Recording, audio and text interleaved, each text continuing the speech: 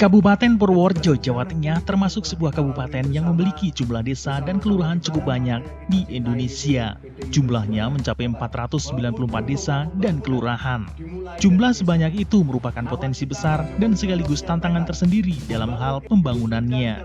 Oleh karenanya, Dewan Pimpinan Cabang PDIP Kabupaten Purworejo sebagai partai pengusung pemerintah akan terus mengawal dan memfokuskan diri ke desa-desa, agar pembangunan di desa bisa berjalan lancar serta terus berkembang dan maju, yang berujung pada tercapainya kesejahteraan rakyat.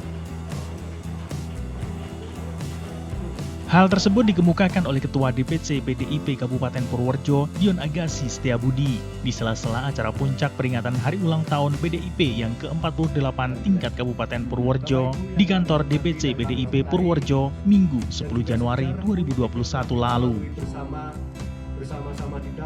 Lebih jauh disampaikan oleh Dion Agassi Setiabudi bahwa untuk membangun Kabupaten Purworejo dengan jumlah 494 desa maupun kelurahan, fungsi partai politik diantaranya melakukan agregasi, sehingga kader PDIP harus bisa bersinergi dengan seluruh elemen masyarakat, bersatu padu bersama dengan kepala desa, perangkat desa, lembaga-lembaga desa, tokoh agama, tokoh masyarakat, tokoh pemuda dan masyarakat untuk membangun desa.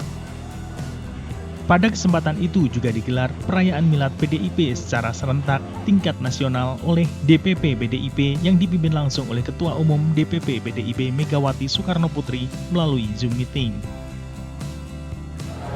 Saya kira PDI Perjuangan sebagai partai pengusung pemerintah Presiden Joko Widodo sesuai dengan nawacita Pak Jokowi membangun Indonesia dari pinggiran ini dimulai dari pedesaan, di mana diterjemahkan dengan adanya dana desa, dan kita tahu bahwa Kabupaten Purworejo yang terdiri dari 494 desa kelurahan ini menjadi salah satu kabupaten dengan desa terbanyak. Tentu saja untuk membangun Kabupaten Purworejo ini betul-betul harus kita mulai dari pedesaan, dan saya kira salah satu fungsi partai politik itu adalah melakukan artikulasi dan agregasi kepentingan politik, di mana di dalamnya kita harus bersinergi mulai dari kader-kader kita di tingkat pusat sampai dengan tingkat daerah dan pemangku kebijakan, pemangku kepentingan yang ada di desa-desa, baik itu kepala desa, baik itu perangkat-perangkat desa maupun seluruh masyarakat yang ada di Kabupaten Purworejo. Nah, ini yang menjadi cita-cita kami, sehingga kita dalam momen ulang tahun ini meminta seluruh kader untuk bisa bekerja sama dengan seluruh elemen masyarakat, khususnya pemangku kebijakan yang ada di desa-desa di Kabupaten Purworejo, untuk membawa Kabupaten Purworejo ke depan menjadi kabupaten yang lebih baik lagi.